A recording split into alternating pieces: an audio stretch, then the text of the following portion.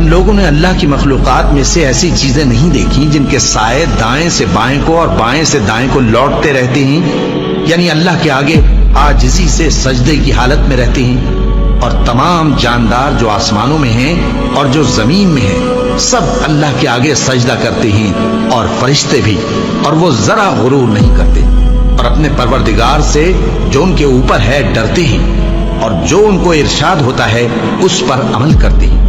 اور اللہ نے فرمایا ہے کہ دو معبود نہ بناؤ، معبود تو وہی ایک ہے، سوئے بندو مجھی سے ڈرتے رہو۔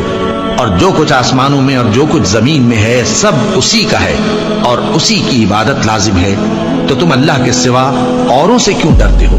اور جو نعمتیں تم کو میسر ہیں سب اللہ کی طرف سے ہیں۔ پھر جب تم کو کوئی تکلیف پہنچتی ہے تو اسی کے آگے فریاد کرتے ہو، پھر جب وہ تم سے تکلیف کو دور کر دیتا ہے تو کچھ لوگ تم میں سے اللہ کے ساتھ شریک کرنے لگتے ہیں تاکہ جو نعمتیں ہم نے ان کو عطا فرمائی ہیں ان کی ناشکری کریں۔